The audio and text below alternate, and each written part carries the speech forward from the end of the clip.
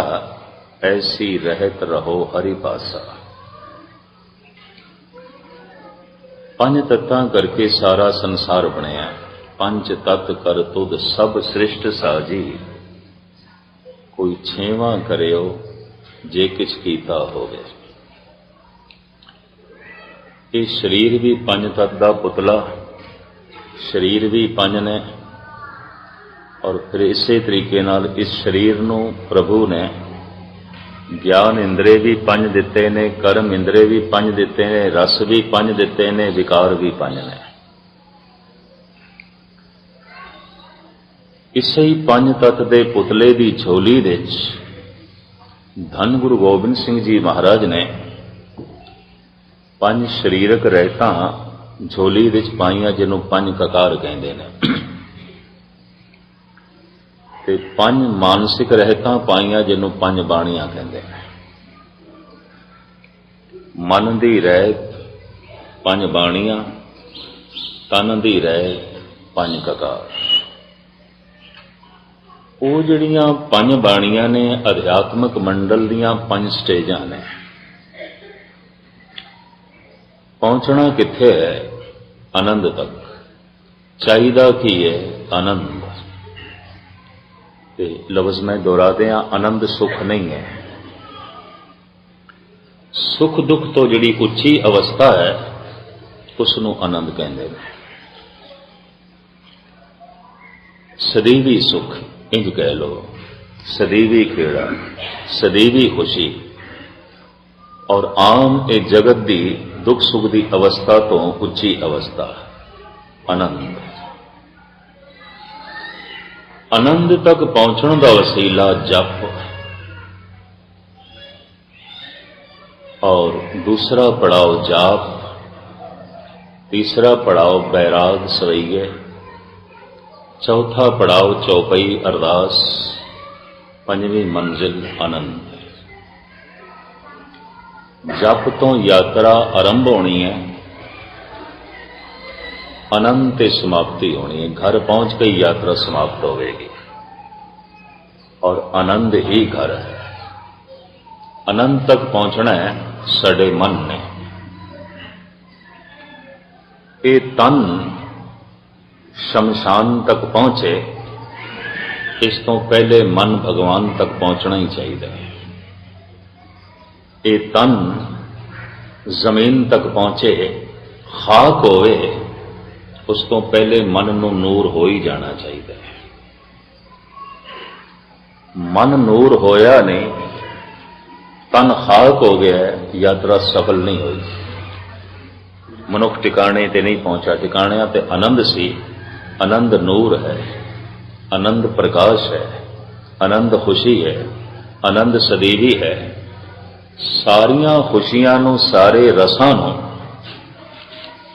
सारे दैवी गुणां नूं इक्को ही शब्द विच बयान करना होवे, आनंद काफी है। सब कुछ विचे आ गया। तो मैं फिर अर्ज करा, आनंद नूं किधरे सुख ना समझ लेना, सुख नहीं है। दोहरा दें, सुख परिवार तो भी मिलता है, आनंद परिवार तो नहीं मिलेगा। और जो सुख मिलता है, मिलिया होया सुख थोड़े दिनों बाद दुख विच बदल जाता है।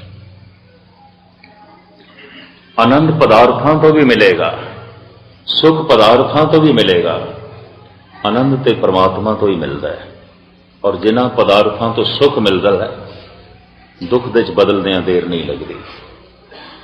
आनंद जिस दे सारे गुण आ गए, सारे रस आ गए, सारी शक्ति आ गई, सारा खेड़ा आ गया। पहुंचने का वसीला है जप। जितने धार्मिक कर्म ने, इन्हां दी महानता भी जप करके है। जप नूं अलग कर दे तो इस तरह है जिवें किसी बरात तो लाड़े नूं वक्त कर दो। की मैंने रखते ने बराती? कुछ भी नहीं। जप अलग कर दो, दान की मैंने रखता है, ज्ञान की मैंने रखता है, कुछ भी नहीं। सेवा, दान, ज्ञान और बहुत सारे धार्मिक कर्म इते बरातियां दी तरह ने। मूल ते जप है ना। जपो ता एको नामा, अवर निराफल कामा। तो पातशाह तो पूछिए किवें जपीए, तो साहब कहने रसना नाम जपो तब मथिए इन बिद अमृत पाओ। जबान नाल जपो, बस सिर्फ रसना नाल वाहिगुरु वाहिगुरु वाहिगुरु बस इन्ना ही कहना है। इतना कहना तो बहुत सौखा है, कई सारी सारी रात भी कर लेंगे, घंटा घंटा 2-2 घंटा भी कर लेंगे ने, मैं इस तरह औखा नहीं है। पर ये जो सतगुरां ने कह दिता है आखण औखा साचा नाम, क्यों? जिस ढंग नाल आखना है उस ढंग नाल औखा है। गाविए सुनिए मन रखिए भाव। जबान गायन करे वाहिगुरु वाहिगुरु वाहिगुरु, कन सुनन सरवणन गोबिंद गुण सुनो और गाओ रसना गीत।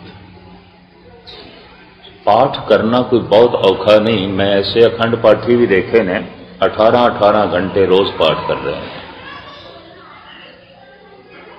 पर गाविए सुनिए, जबान बोले, पाठ करे, गायन करे, कन सुनन, मैनू उम्मीद नहीं 1 मिनट भी हो सके। 1 मिनट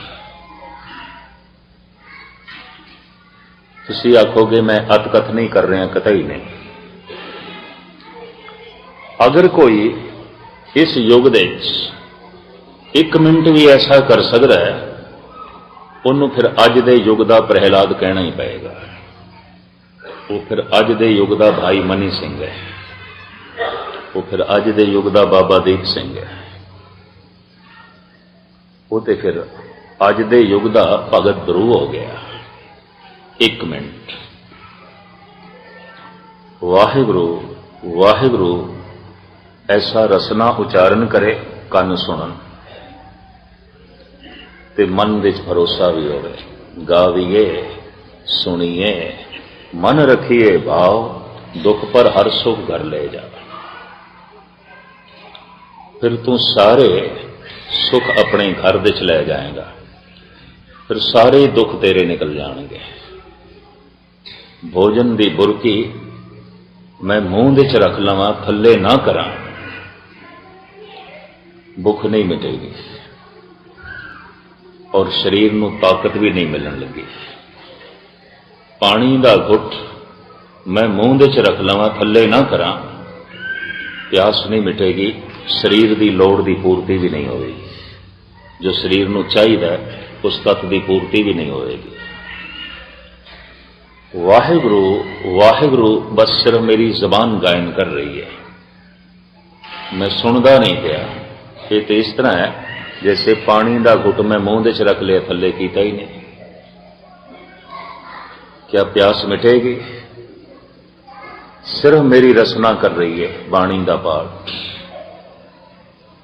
सिर्फ मेरी जबान। मैं अर्ज करा इस नाल नहीं होना कुछ।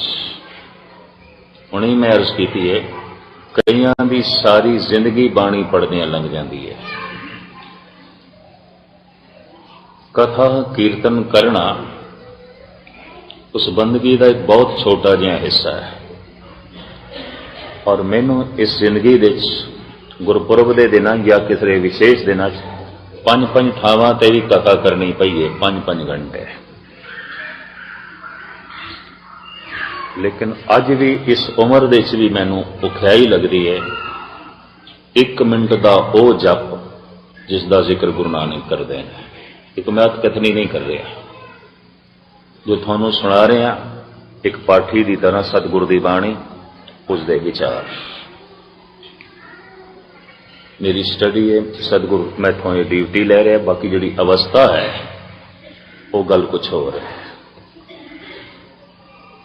वो मैं अर्ज करा, वो 1 मिनट भी करना औखा है। 1 मिनट शायद मैं ज्यादा कह रहा। कलगीधर पिता दे कहंदे ने, एक चित जै एक छिन ध्यायो, काल फास के बीच ना आयो। 1 छिन, 1 सेकंड। जबान वाहिगुरु करे ते कन सुन लैन। ते सुनेगा ते बंदा तां जे ध्यान है, वरना किस तरह सुनेगा। इस सब कुछ नूं गलत समझना, गुरु ग्रंथ साहब कोई तस्दीक नहीं करते, ध्यान इत्थे जोड़ो, ध्यान तस्वीर दे जोड़ो, ध्यान पालकी दे जोड़ो, गुरु ग्रंथ साहब की भीड़ दे जोड़ो, जलदे हुए दीवे जोड़ो, इस तरह सानू गुरु ग्रंथ साहब नहीं कहते। इस तरह की एक पंक्ति भी नहीं है। ये नहीं पता कि कुछ साध साडे विचों तस्वीरां भी बनते हैं, इस तस्वीर दे ध्यान जोड़ो, ये गुरु नानक की असली तस्वीर है, इंज भी कहते हैं। और कौन दसे, गुरु नानक ने तो फिर 10 जामे धारण किए। फिर इस शब्द की जो असली तस्वीर है वही किसी चीज ध्यान जोड़ो, फिर गुरु का शब्द की है, फिर गुरु ग्रंथ साहब नूं मत्था टेकण का मतलब की होया। भोले सिख पूर्ण तौर पर समझते नहीं। शब्द गुरु पीरा गहर गंभीरा, बिन शब्दे जग बहुराना। एक विचार मैं थोड़ा जिहा दोहरा भी दिया। साडे हिंदू वीर जांदे ने मंदिरां विच दर्शन करन लई किसी मूर्ति दे, किसी तस्वीर दे, सारी साधना वेखण ते खड़ी है, अखां ते खड़ी है। दर्शन करना है, वेखना है। साडे मुसलमान बिरा जांदे ने मस्जिद विच पढ़न लई नमाज, सारी साधना पढ़न ते खड़ी है। सिख जांदा है गुरुद्वारे विच सुनन लई गुरु का शब्द, सारी साधना कन्ना ते खड़ी है, सुनन ते खड़ी है। जो दर्शन करन लई नहीं आया, वेखण लई नहीं आया, वो मंदिर विच आया ही नहीं। और जो पढ़न लई नहीं आया, मस्जिद विच आया ही नहीं। और जो सुनन लई नहीं आया, गुरुद्वारे आया ही नहीं, कतई नहीं आया। और सुनना बहुत औखा है, बहुत औखा है। सेवा नालों हजारां गुणा औखा है। 8 घंटे सेवा मनुख कर सकता है, क्योंकि शरीर ने करनी है। 8 मिनट सुनना औखा होगा। 8 मिनट सिमरन औखा है। कि गुरु घर दे सिमरन की है सुनना। नानक भगतां सदा विगास, सुनिए दुख पाप का नाश। सुनदियां ही दुख नाश होंदे ने, सुनदियां ही पाप नाश होंदे ने, सुनदियां ही मनुख ज्ञानी बनता है, सुनदियां ही सिद्ध बन जाएगा, पीर बन जाएगा, नाथ बन जाएगा। बड़े गुण लिखे ने मेरे पातशाह ने। मत विच रतन जवाहर माणक, जे एक गुर की सिख सुनी, उस गुरु की एक सिखिया की है, एक दा जप उन्हों सुना, गावीए सुनीए। गुरुद्वारे च कोई होर गाएगा तो सुनेगा, गुरुद्वारे च कोई होर बोलेगा तो सुनेगा। और व्यक्तिगत बंदगी ये सुने होया तां तेरा सफल है कि अमृत वेले तो खुद उच्चारण करके सुन सकें, गावीए सुनिए। अगर ऐसा नहीं कर सकिया, अजे गुरुद्वारे दे सुनन दा तैनू फल नहीं मिलेगा। ये भी मैं अर्ज कर दें, अजे गुरुद्वारे तो आके जो तू सीखना चाहिए सी नहीं सीखिया। अजे गुरुद्वारे तो आके जो तैनू प्राप्त करना चाहिए सी तो नहीं प्राप्त किया। अजे सिर्फ तू आ रहे हैं, सिर्फ गुरुद्वारे आया है, अजे गुरु दे मार्ग ते नहीं चले। गुरु दे मार्ग ते सुरत ने चलना है, तेरे शरीर ने थोड़ी चलना है। 2 मार्ग ने शरीर का, सुर का, किस वक्त मैं जिक्र करांगा। गावीए सुनिए, वाहिगुरु वाहिगुरु वाहिगुरु ऐसा गायन करना, कन्ना नाल सुनना।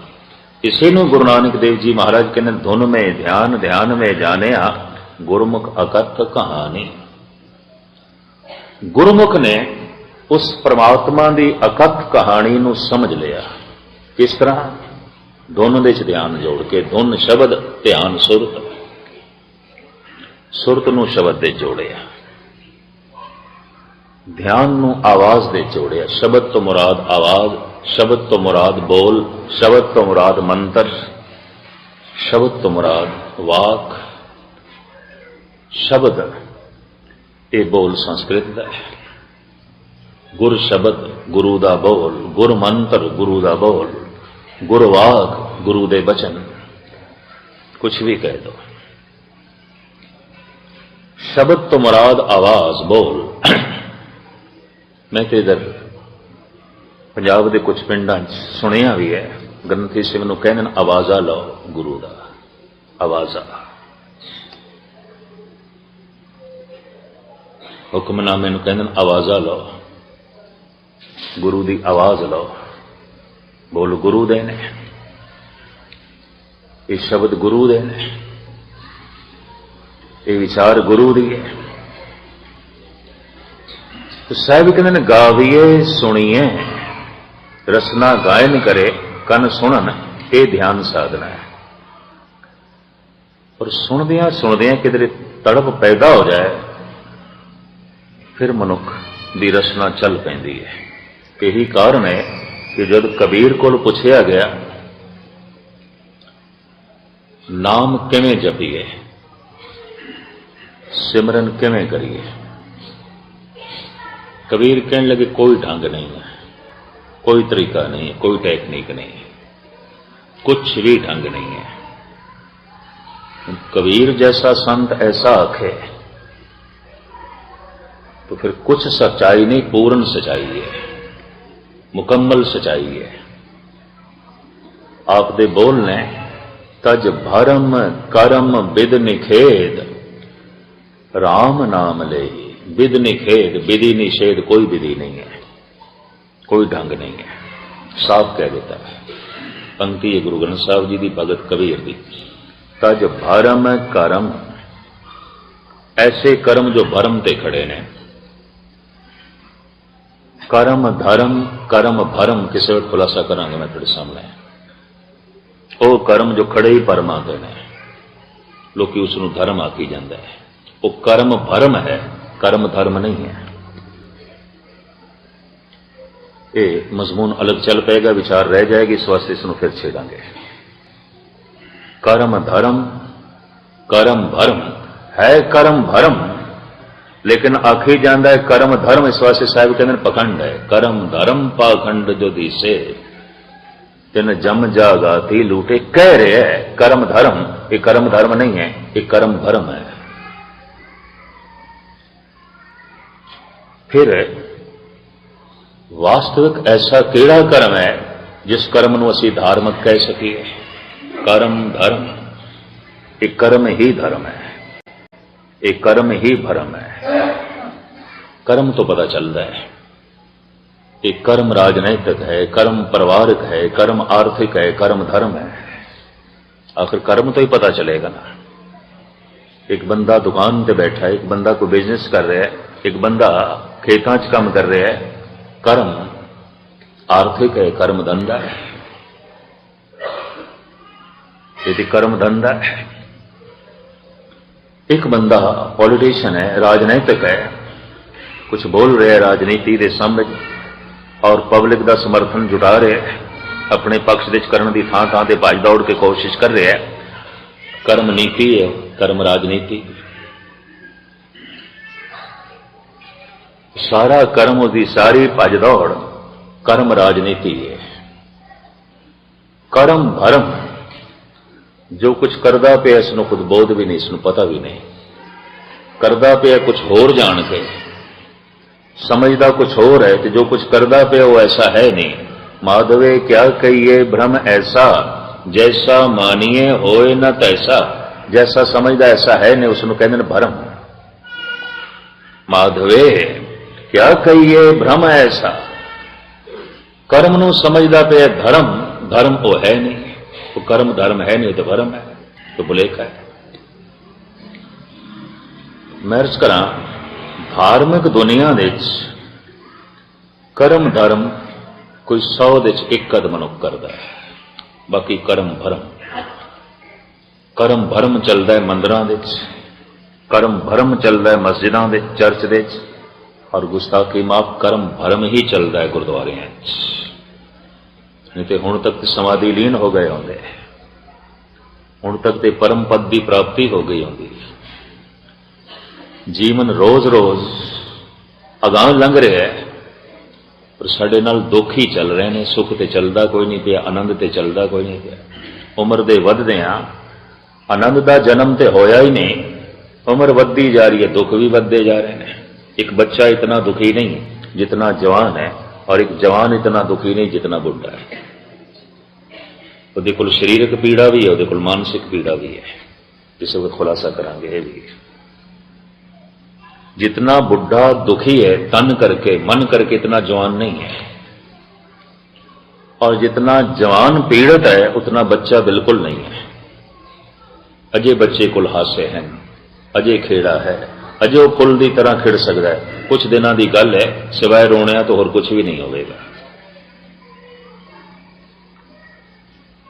और बुढ़ेपा, मुरदमे, मुरझाहट, उदासीनता होके टहंदी कला, इस तो इलावा और रह की कहता है, कुछ भी नहीं। लंघदी जा रही उम्र, वधदा जा रहा है ये समा, पर दुख भी वधदे जा रहे हैं। और ऐसा होना नहीं चाहिए सी। कर्म भरम है, दुख तो वधेगा। चर्च दे विच, मंदिरां दे विच, मस्जिदां दे विच, गुरुद्वारियां दे विच कर्म भरम। हाँ, एक कर्म कर रहा है धर्म जान के, जबकि धर्म नहीं है। माधवे क्या कहिए भ्रम ऐसा।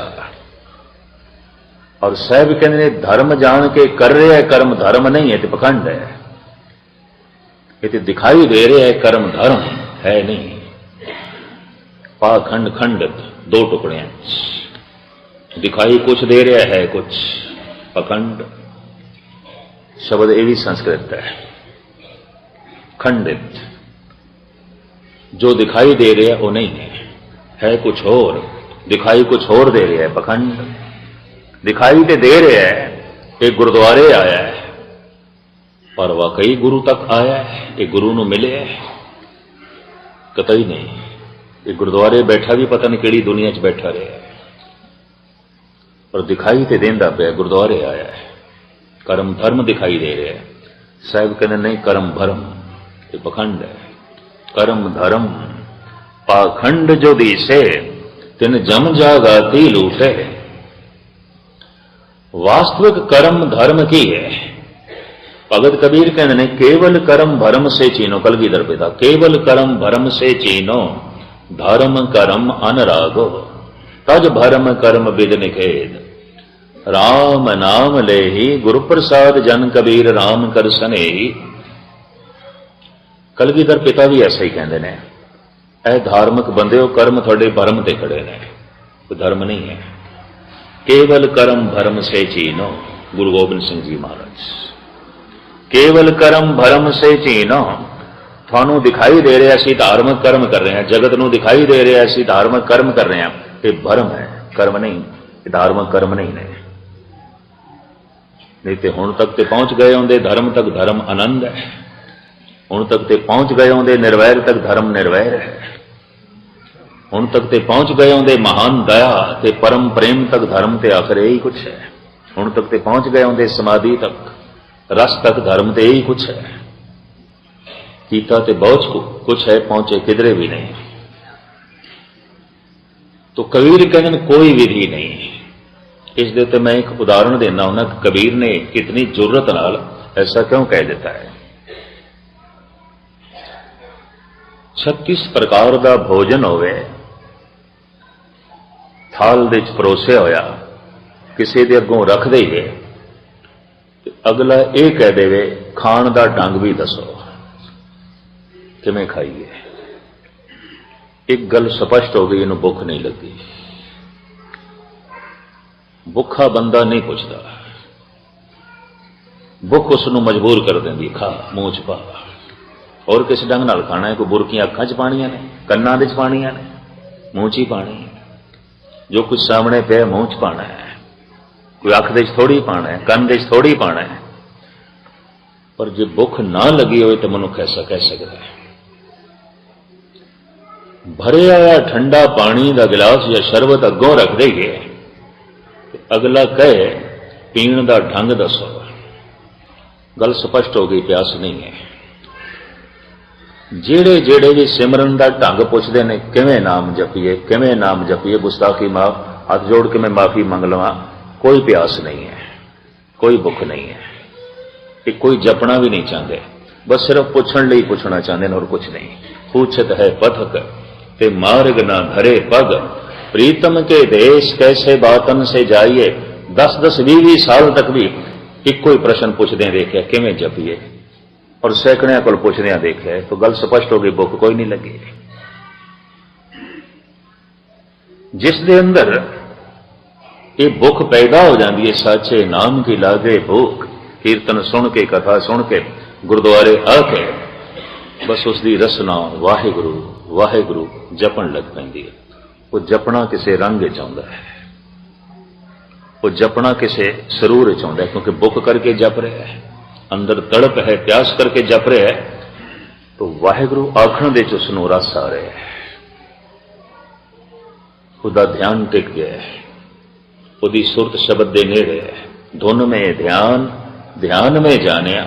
हुण मैं अर्ज करा, जो जबान बोलती है इनू कहते बैखरी।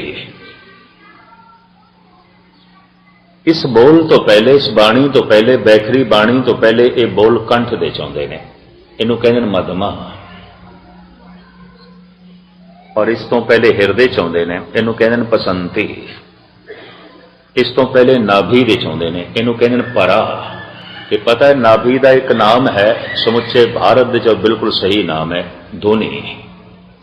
नाफ नू की कहते हैं धुनी। कि धुनी का अर्थ की है? आवाज। भाई ये धुनी है। इको ही देश है हिंदुस्तान जिथे नाभि नू धुनी कहते हैं, होर किधरे भी नहीं। और ये गल मान नाल आखी जा सकती है, धर्म दियां जिन्हां गहराइयां नूं हिंदुस्तान के संतां ने छोया किधरे भी नहीं है, कुछ भी नहीं है। सब उपर बचकानियां गल्लां मिलणगियां थानू, गुस्ताखी माफ। इस छोटी जी जबान नाल मैं वड्डी गल कर रहा, बाइबल दे कुरान दे बिल्कुल बचकानियां गल्लां मिलणगियां।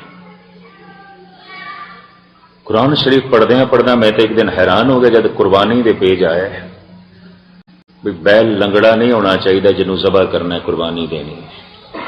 बकरा दागी नहीं होना चाहिए, उठ काणा नहीं होना चाहिए, औखे ना होना। मैं तो कई दफा हैरान हो गया, मैं पढ़ के ही रहा। एक धार्मिक ग्रंथ और काफी लंबी चौड़ी कुर्बानी थे विचार वाला। 500 सफ़े बाइबल दे भी ऐसे ने तुसी परिवार दे पढ़ भी नहीं सकते, सुना भी नहीं सकते,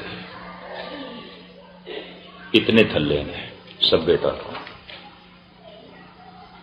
उन्होंने सामने पुराणिक साखियां बिल्कुल बचकानियां ने जो बाइबल दे ने। अजे फिर भी पुराण दियां गल्लां सुना लवांगे।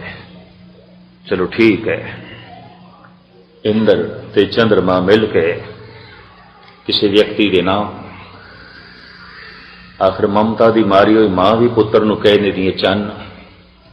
लगता कोई बहुत खूबसूरत सी उसका नाम इस तरह चंद्रमा रख दिता होना है। ते पता है ये दोवें देवते, ते देवते करदे की ने? गौतम एक वक्त का बहुत बड़ा ऋषि संत, उसकी पत्नी अहिल्या उसते मन मैला करते हैं, उसका सत भंग करते हैं। इंद्र ये चंद्रमा देवते, जे देवते ही कुछ करते हैं तो दैत की करते होने ने? पुराणिक ये साखियां कई दफा श्रद्धा तोड़ दिया ने। युधिष्ठिर कहते धर्म पुत्र, प्राचीन इतिहास दे उसनूं कहते धर्म पुत्र, पर कमाल का धर्म पुत्र है जुआ खेडदा है। ते जुए दे पहले धन हारदा है, फिर जमीन हारदा है, फिर महल हारदा है, फिर राजपाट हारदा है, फिर पता है कि पत्नी हारदा है, इतना बड़ा जुआरी। फिर अपनी घरवाली भी हार देंदा, द्रौपदी नूं भी दाते ला देंदा है। जे धर्म पुत्र यही कुछ करते हैं तो अधर्म पुत्र की करते होने ने? फिर अधर्म पुत्र की करता होना है, ये तो धर्म पुत्र करते पे ने। पत्नी तक नूं भी दा दिला दो, हार दो जूए दे। इस तरह दीयां हज़ारां साखियां ने पुराणा दे च, लेकिन फिर भी मैं अर्ज करा संगत दे सुना सकता है बंदा, पढ़ सकता है, पढ़ा सकता है। 500 सफ़े ते बाइबल दे च ऐसे ने जो ना मनुख परिवार दे च जो है पढ़ सकता है, ना किसी इकट्ठ दे। कला पढ़ना है तो पढ़ लवे, जिवें कोक शास्त्र होवे वो पढ़ना होवे, या वात्सायन का काम सूत्र होवे वो पढ़ लो। इस तरह का है। हैरानगी होती है धर्म दियां जितनियां गहराइयां नूं उपनिषदां दे ऋषियां ने छोया है, धन गुरु नानक देव जी महाराज ने छोया है, महात्मा बुद्ध ने छोया। इस तरह की गहराई थानू किधरे भी नहीं मिलेगी। बहुत गहरे गए ने गुरु नानक। एक गल वखरी है कि इकबाल ने कहा है, साफ मैं लफ्ज फिर दोहरा दें, शमा हक से जो मुनव्वर हो वो ये महफिल न थी। ऐ गुरु नानक तू इतना गहरा गया, तेन कौन समझे। तू हर महफिल दे सच दा दीवा जलांदा गया, लोकी ते अंधे सन, तेरी रोशनी तो लाभ नहीं लिया। चानने नूं वेखण वास्ते भी ते अखां दे चानना चाहिए। और मैं अर्ज करा, महात्मा बुद्ध नहीं समझे गए, गुरु नानक पूर्ण तौर पर नहीं समझे गए, उपनिषदां दे ऋषि नहीं समझे गए। बहुत गहरियां गल्लां आखियां, बहुत गहराइयां उन्होंने छोया है, बहुत गहरे तल नूं उन्होंने टुंबिया है। धर्म की बहुत वड्डी गहरी खोज हुई है। उपनिषदां दे ऋषियां ने, महात्मा बुद्ध ने और गुरमत ज्ञान ने बकायदा इसनूं नाभ आख्या, धुनी आख्या, धुनी। और हैरानगी की गल, नाभि नूं धुनी क्यों कहते ने। अंदर जब बोलन का फुरना पैदा होता है ना, बोलना है, उस फुरने नाल हवा नाभि नाल टकरांदी है, ते नाफ शहनाई जैसी समझ लो, फनीरी जैसी। जैसे फूकण दे नाल शहनाई वजदी है, शंख वजदा है, मुरली बोलती है, ए हारमोनीयम भी हवा नाल बोलेगा, उंज नहीं फूकण नाल।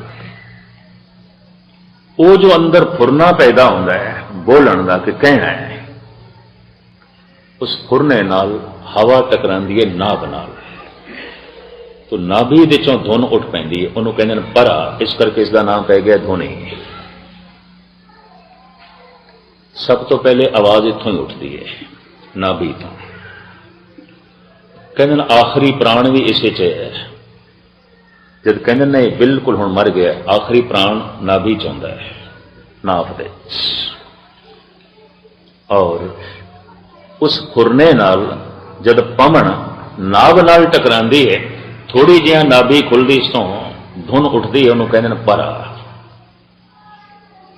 वो हिरदे तक पहुंचती है, इत्थे शब्दां की बनतर बनती है, इनू कहते पसंती। वो होर उपर उठती है, कंठ तक आउंदी है, पूरी तरतीब बन जाती है की कहना है, इनू कहते मध्यमा। जबान उसनू बयान कर देंदी है, इसनू कहते बैखरी, रचना बयान कर देंदी है। परा, पसंती, मध्यमा, बैखरी। जबान जो बोल रही है, ये धुनी तो आवाज उठ रही है, जबान कह रही है। और हुण जबान ने वाहिगुरु वाहिगुरु जो जपना है, ध्यान नूं बैखरी तो परा तक ले जाना है, धुनी तक ले जाना है। इंज उल्टी उल्टी गंगा जमन मिलाओ, भगत कबीर कहते हैं। इस तरह हुण उल्टाना है, वाहिगुरु वाहिगुरु इसनूं सुनना है। एक दिन ऐसा आएगा, ध्यान कंठ तक पहुंच जाएगा, क्योंकि सुन जो रहा है और पता चलेगा जो मेरी जबान कह रही है, इसकी बुनियाद होर थले, ये कंठ तो आ रहा है। जब ध्यान इत्थे तक जावे, कहते वाहिगुरु आखण दे च रस आण लग पैंदा है, स्वाद आण लग पैंदा है। उस तो पहले नहीं। अगर अजे ध्यान रसना तक ही भी जबान पे बोलती है वाहिगुरु वाहिगुरु, ते सुन रहे हैं, ध्यान इत्थे ही है, अजे ध्यान गहरा नहीं है। जिस ध्यान साधना की मैं गल कर रहा, एक कोई हज़ारां च एक कद करता होगा, यह भी मैं अर्ज करा। कथा कीर्तन बथेरे सुनते होंगे, बथेरे करते होंगे, बहुत पाठ करते होने ने, और किधरे थोड़ी श्रद्धा टुटे ना, इसनों मैं बहुत खुलासे के रूप में भी नहीं लेना, क्योंकि हर मनुख का अपना अपना हाजमा होंदा है ना, कितना क हजम कर सकता है, यह भी मैं अर्ज कर रहा। जिस कर्म ने कोई रस नहीं दिता और लगातार 10-20 साल तो करते रहे होए, तो फिर इतना सोच लेना चाहिए कर्म भरम सी, कर्म धर्म नहीं सी, बस इतना समझ लेना चाहिए। ध्यान जब कंठ दे च आ जाए, मदमा दे, तो वाहिगुरू आखण दे च रस आन लग पैंदा है, स्वाद आन लग पैंदा है। ऐसा होवे तो कहने ने यदि रसना ते वाहिगुरू वस गए, प्रभ जी बसे साध की रसना, साध साधना कर रहे है, रसना ते वस गए, प्रभ जी बसे साध की रसना, नानक जन का दासन दसना। इस तरह के मनुख का वाहिगुरू आख्या होया गहरा है, ध्यान उसका गहरा है, और जब कहता है तो उसनों रस आंदा है, स्वाद आंदा है। जब सुखमनी पढ़ता तो निरा पढ़ता नहीं, वो जपदा है। एक है गुरबाणी पढ़नी, एक है जपनी। पढ़नी है कंठ करने वास्ते, पढ़नी है अर्थबोध वास्ते। जपनी है बाणी का रूप हो जाइए, जप मन मेरे गोबिंद की बाणी, साधु जन राम रसन बखानी। तो मैं अर्ज कर दिया, पढ़ना जपना नहीं है, तो जपना पढ़ना नहीं है। इनू किधरे एक ना समझ लेना, बिल्कुल नहीं है। पहले पढ़ना है कंठ करने याद हो गए, पहले पढ़ना है चलो थोड़ा जिहा अर्थबोध का पता चले, फिर जपना है बाणी का रूप हो जाइए, जो बाणी है इसका रूप ही हो जाइए। यदि तां होगा कि मनुख जपेगा। पढ़न वाले भी दिखाई दे जाते हैं, जपण वाले भी दिखाई दे जाते हैं, पता चल जाता है ये बाणी पढ़ नहीं रहा, जप रहा है, और ये बाणी पढ़ रहा है, बस पढ़ रहा है। थोड़ा जिहा कंठ करने वास्ते या अर्थबोध वास्ते, या ऊंजी चलो रस्म है, नितनेम है, पढ़ रहा है। हजारां मनुखां दे इकट्ठ दे जो पढ़न वाले ने, थानू कोई एक दो जपण वाले मिलणगे। जपना औखा है, पढ़ना इतना औखा नहीं है। मैं फिर अर्ज करा, 18-18 घंटे भी थानू पढ़न वाले मिलणगे, 18 मिनट जपण वाले नहीं मिलणगे। कठिन है, औखा है। सारी सारी रात कीर्तन करने वाले मैं इंज कह लिया, पढ़न वाले मिलणगे, कीर्तन जपण वाले मुश्किल, 18 मिनट भी नहीं, कठिन है, भुखिया ही है। ध्यान जब कंठ दे चला जाए, थोड़ा जिहा गहरा चला गया, तो एक बोध आता है कि वाहिगुरू जो मैं कह रहा ये तो थल्लों आ रहा है, मेरा जबान थोड़ी पे बोल रही है, तो थल्लों गहराई चो आ रहा है। और फिर रसना नूं रस आन लग पैंदा, तो ध्यान गहरा हो गया। वाहिगुरू वाहिगुरू जपदियां इसे तरह कन सुनन ते जबान बोल रही होवे, कल तो जरूर करना। मैं अक्सर इसनों इंज बयान करता हूं, हर घर दे जैसे रसोई होंदी है भोजन बनाने वास्ते, हर घर दे 4-6 फुट जगह ऐसी चाहिए है जिथे भजन कर सके, रूह की खुराक, जिथे शरीर का भोजन बने। वो किचन बहुत सोहना है, खुली जगह, जिथे रूह का भोजन बने, आत्मा का भोजन बनाइए। घर दे वो रसोई भी चाहिए। साडे जद एक सूक्ष्म शरीर है, एक अस्थूल शरीर है, तो 2 किचन चाहिए ने हर घर दे। ये भी मैं अर्ज करते हैं, जिथे शरीर की तृप्ति वास्ते भोजन बनता है, उस किचन नालों, उस रसोई नालों वो रसोई महान, खुली, स्वच्छ ते सुंदर चाहिए है, जिथे रूह का जो है ग़िज़ा बनानी है। लोग गुरु ग्रंथ साहब का प्रकाश कर लेंदे ने, पर मयानी दे ਜਿਹੜੀ ਘਰ ਦੇ ਬਿਲਕੁਲ ਜਗ੍ਹਾ ਫਾਲਤੂ ਹੈ, ਕਿਸੇ ਕੰਮ ਦੀ ਨਹੀਂ, ਉੱਥੋਂ ਹੀ ਸਪਸ਼ਟ ਹੁੰਦਾ ਹੈ ਇਹ ਗੁਰੂ ਤੋਂ ਉੱਥੇ ਹੀ ਰਹੇ ਜੋ ਸਾਡੇ ਕੰਮ ਦੀ ਕੋਈ ਜਗ੍ਹਾ ਨਹੀਂ। ਉੱਥੋਂ ਹੀ ਪਤਾ ਚੱਲ ਜਾਂਦਾ ਕਿ ਕਿੰਨੀ ਵੈਲਿਊ ਪੈ ਦਿੰਦੇ ਨੇ, ਕਿਤਨੀ ਅਹਿਮੀਅਤ ਪੈ ਦਿੰਦੇ ਨੇ। ਸਰੀਰ ਜਿਸ ਭੋਜਨ ਨਾਲ ਤ੍ਰਿਪਤ ਹੁੰਦਾ ਹੈ, ਜਿਤਨੀ ਅਹਿਮੀਅਤ ਉਸ ਨੂੰ ਦਿੱਤੀ ਉਸ ਰਸੋਈ ਨੇ ਉਤਨੂੰ ਵੀ ਨਹੀਂ ਦਿੱਤੀ। ਉਹ ਵੀ ਰਸੋਈ ਹੈ ਇੱਕ, ਉੱਥੇ ਆਤਮਾ ਦਾ ਭੋਜਨ ਤਿਆਰ ਹੋਵੇਗਾ। ਪਰ ਇਹ ਮੈਂ ਅਰਜ਼ ਕਰਾਂ ਬਹੁਤੇ ਘਰਾਂ 'ਤੇ ਰਸੋਈ ਹੈ ਵੀ ਕੋਈ ਨਹੀਂ, ਕੋਈ ਨਹੀਂ, ਬਣਾਈ ਨਹੀਂ। तो होया की है, तन जिंदा है, रूह मर गई है। आखां जीवा विसरे मर गई है उठे, आखिया ही नहीं कदी, जपिया ही नहीं, रूह ते मुर्दा है। वो रूहानियत वो तो है ही कोई नहीं, वो तो मुर्दा हो चुकी है। ना घर विच रसोई है, ना इस तरह का भोजन छकना है। बहुत किधरे मजबूरी होवे, घर विच कोई साधन नहीं, 4 फुट जगह भी इस तरह की नहीं, चलो गुरुद्वारे बैठ के कर ले, है ये व्यक्तिगत बंदगी, समूहक बंदगी नहीं है। समूहक बंदगी कथा कीर्तन, वाहेगुरु वाहेगुरु ये समूहक बंदगी नहीं, जो बाजे जोड़े जोड़ियां ते छेने लेके वाहेगुरु वाहेगुरु इंज जो है उच्चा उच्चा अलापन लग पैंदे, मेरी आत्मा कदी उन्हां नाल सहमत नहीं हुई। ये भी महर्ज करने हैं, ये व्यक्तिगत बंदगी है। इत्थे कीर्तन करो, कथा करो, गुरबाणी का पाठ करो, जप करो। वाहिगुरु ये व्यक्तिगत बंदगी है, व्यक्तिगत। समूहक बंदगी, व्यक्तिगत बंदगी।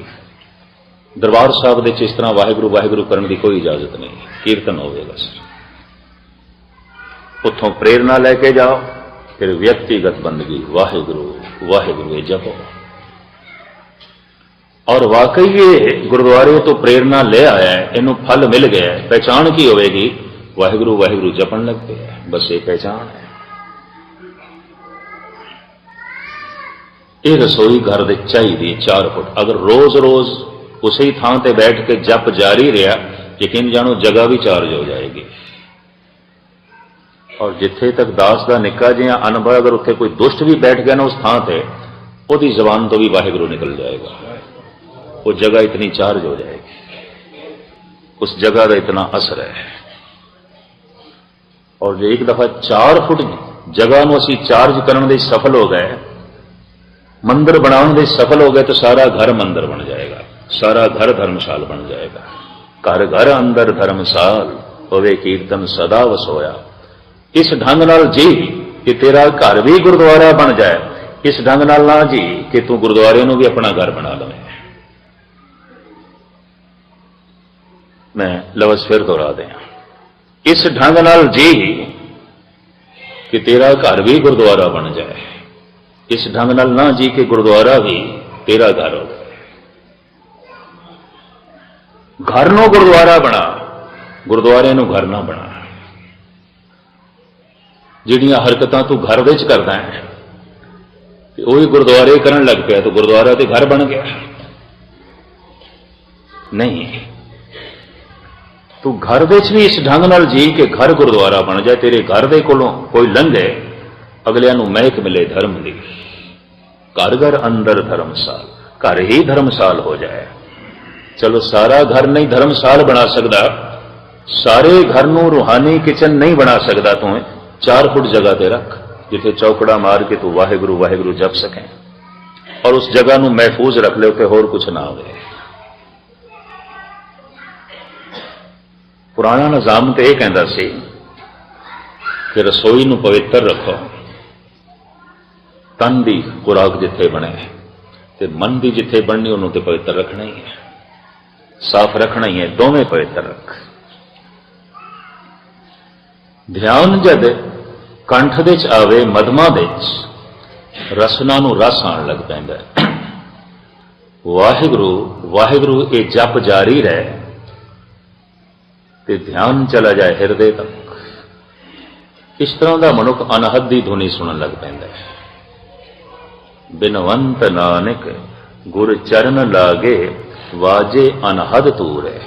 तूरे शहनाइयां, अनहद दियां शहनाइयां वजन लगती हैं।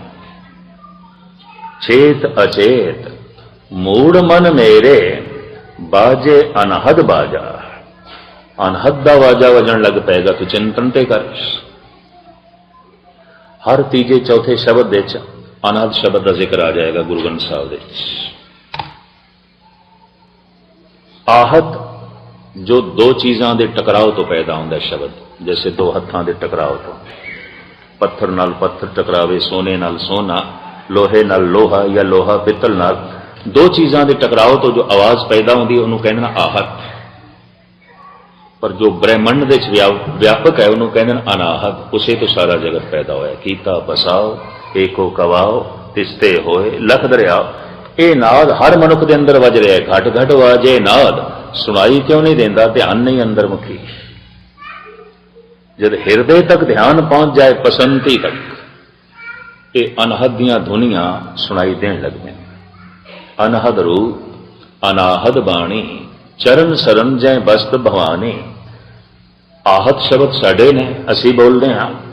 अनाहद बोल परमात्मा दे ने, ब्रह्म वाक उन्होंने कहते हैं। ब्रह्म बोल, ब्रह्म का शब्द, ब्रह्मंड की धुनी है। मनुख गाहे बगाहे सुनता है, बहुते ते नहीं। इस तरह के मनुखों के नाल धरती जरूर भरी पई है, बहु गिणती च ना सही, पर फिर भी है। और इस तरह के पुरुष दास नूं मिले ने, कईयां ने तो हैरानगी नाल पुछिया की है, साडी समझ तो परे है, एक ही है। क्योंकि कलगीधर पिता ने खुद ये लिखे है। ऐसा हो सकता है कि मनुख हैरान होकर पूछे, ये कौन आए आत्म स्वरूप जै अमित तेज अवगत अबोध। श्री मुखवाक पातशाही दसी एक ही है, कौन है, ये किसकी आवाज है? ऐसा प्रश्न अभ्यासी के अंदर पैदा हो सकता है, क्योंकि जिंदगी पहली दफा तो होना है इस तरह, पहले तो इसका कोई अनुभव है नहीं। तो हैरान होके कह सकता है कि है, लेकिन अजे भी इसने मंजिल नूं नहीं छोया। अजे भी अनाहद नूं सुनदा पिया है, अजे भी उस परम अनंत तक नहीं पहुंचे। कहते ने ध्यान जद पहुंचे किथे, परा तक, नाभि तक, जिथों ये धुन उठती पई है, धुनी तक ये धुन पहुंच जाए। जिथों धुनी उठ रही है, वाहिगुरु वाहिगुरु सुन के यही धुनी फिर उत्थे पहुंचे। उल्टी गंगा जामन मिला, धुन नाल इस तरह धुन टकरावे, कहते नाभि पूरी खुल जाती है। ये दो हालतों खुलती है, दो हालतों। एक जद मौत आती है, अंतिम समय ये नाभ खुलती है। जिक्र करते हैं मेरे पातशाह, आज काल खुलै तेरी गांठड़ी। अज कल दे गंढ खुलन वाली है, ये नाभ खुलन वाली है। इसे दे चोट जो मौत करती है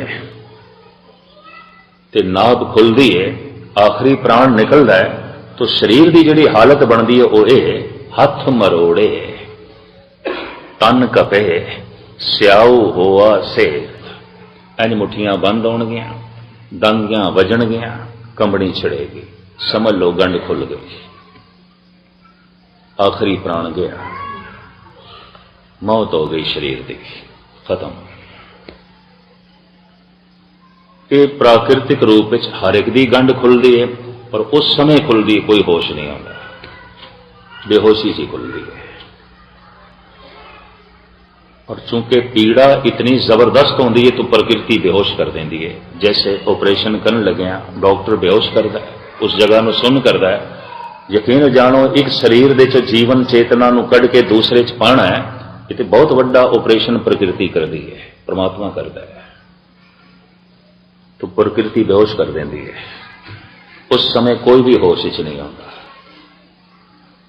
और असह्य पीड़ा है जो नहीं मनुख सहार सकता, असह्य पीड़ा, अथाह पीड़ा।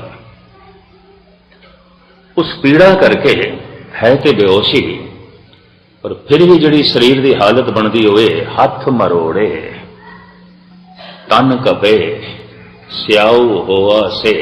इंज मुठियां बंद होणगियां, दंदियां वजणगियां, कंबड़ी छिड़ेगी,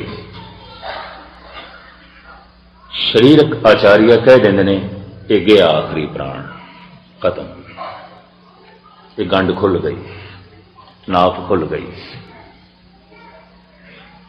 एक उदों खुलती है वाहिगुरु वाहिगुरु या कोई भी धुन जो अपने अपने अवतारां तो जो उन्होंने मंत्र मिले उच्चारण करते हैं। वाहिगुरु वाहिगुरु की यह ध्वनि जब वाकई ध्वनि तक पहुंचती है, नाभि तक पहुंचती है, ये ध्वनि जब ध्वनि तक पहुंचती है, नाभि ध्वनि, जबान जो कह रही है ध्वनि,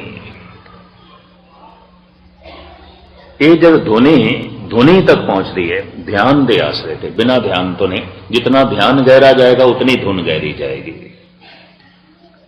जैसे जैसे ध्यान गहरा जाता जाएगा बस उस दे आश्रय की धुन भी गहरी जा रही है, कंठ तक आ गई है, हृदय तक आ गई है, हुण ये ध्वनि धुनी तक आ गई है, नाभि तक आ गई है, ध्यान गहरा चला गया। इस हालत विच भी कहते ने ये नाफ पूरी खुलती है, तन की मौत नहीं आती, मन की मौत हो जाती है। वो जब तन की मौत आती है सेम उही हालत अभ्यासी की बनती है जब मन की मौत आती है। बिल्कुल मुठियां बंद होंदियां, दंदियां वजदियां, कंबनी छिड़ती है। जब धुनी धुनी तक पहुंच गई, गुरु नानक की यह हालत हुई, तृप्ता जी वैद नूं बुला लिया, ये की हो गया मेरे बच्चे नूं, कंबड़ी छिड़ी हुई है। पहले तो कंबल ते कंबल पाया माता तृप्ता ने, कंबड़ी चल रही है, रजाइयां पाइयां, अग बाली, इन्नी ठंड नहीं सी पर कंबड़ी, दंदियां वज रही हैं और मुठियां इंज बंद, दंदियां वज रही हैं, कंबड़ी छिड़ी हुई है। तृप्ता जी ने सुनिया सी ते इस तरह के पुरुष भी देखे सन अंतिम समय जिन्हां दी गंढ खुलती है, तो भजी होई गई, वैद नूं बुला लिया, वेखो तो सही मेरे लाल नूं की होया है। कहंदे ने नबज वेखी वैद ने और मत्था देखिया, अखां देखियां, जो आयुर्वेद का ढंग है शरीर की जांच पड़ताल करने का। ये वैद कहने लगा माता तृप्ता नूं, मां जी जिथे तक मेरा ज्ञान कहता है गुरु नानक की नबज ठीक चल रही है, दिल की धड़कन भी बिल्कुल ठीक है, और मैं मत्थे ते भी हथ ला के देखे, इसका तापमान भी बिल्कुल ठीक है, बराबर है। मैं हाथ पैर भी देखे ने, इन्हां दी चाल भी ठीक है, इन्हां दा तापमान भी ठीक है। जो मेरा ज्ञान है उस दे मुताबिक ये रोगी नहीं है। तो तृप्ता जी कहने लगी, अच्छा फिर मैं कोई होर वैद बुला के लिया। कंबड़ी छिड़ी हुई है, दंदियां वजड़ियां पईयां ने, मुठियां बंद ने, तो कहना रोगी नहीं ने, इसका मतलब है तेनू समझ नहीं आई। कहने वैद ने हाथ जोड़े, मां जी मेरी तौहीन ना करो, मैं सही कह रहा, ये रोगी नहीं है। थोड़ा ला रहे हो, मैनू समझ नहीं, मैनू समझ है पूरी, पर थोड़ी तसल्ली लई मैं फिर देखदा। उदों गुरु नानक ने वैद नूं कह दिता, न वक्त जाया कर, जो कुछ मैनू हो रहा है तेरी पकड़ तो परे है, वो तेरी पहुंच तो पकड़ परे है। वैद बुलाया वैद भी पकड़ डडोले मां, ये भोला वैद न जाने कर करे जे माए, गल ते कुछ और है। ये नबज पे वेखदा है, ये शरीर की क्रिया पे देखदा है। मुख्तसर मैं अर्ज करा, सेम यही हालत एक दिन मुहम्मद साहब की हुई। हदीसां मैं पढ़ रहा सी एक दिन, ये रोज बंदगी करने लई एक गार दे जांदे सन, गुफा दे, उत्थे ही ऐसा हो गया, नाफ खुल गई और घबराए, इन्हों घबराहट छाई। मुहम्मद साहब ऐ की हो गया, आनंद बढ़िया, प्रकाश बड़ा, रस बड़ा, लेकिन शरीर नूं कंबड़ी, दंदियां वजन हिटकी, जो ऐन मौत के समय आता है, बिल्कुल वही हालत। उस हालत विच लड़खड़ांदे हुए घर पहुंचे। आप दी पत्नी खदीजा जो कहते स्वयं इबादत गुजार सी, खुदा दे च विश्वास करने वाली सी, उन्हें देखा ये हालत, उन्होंने भी अनेकों कंबल पाए, भजी हुई गई, हकीम नूं बुला लिया। देखो तो सही हजरत नूं की हो गया है। और हकीम उसी तरीके नाल जांच पड़ताल करता है जिवें वैद ने गुरु नानक देव जी महाराज दी कीती सी। पल्ले हकीम दे कुछ नहीं पिया, कुछ भी नहीं पिया। उन्हें भी कह दिता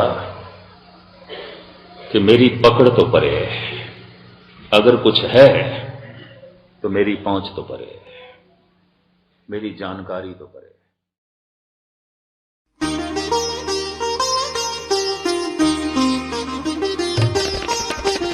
ज्ञान दा सागर, ज्ञान दा सागर, ज्ञान दा सागर, ज्ञान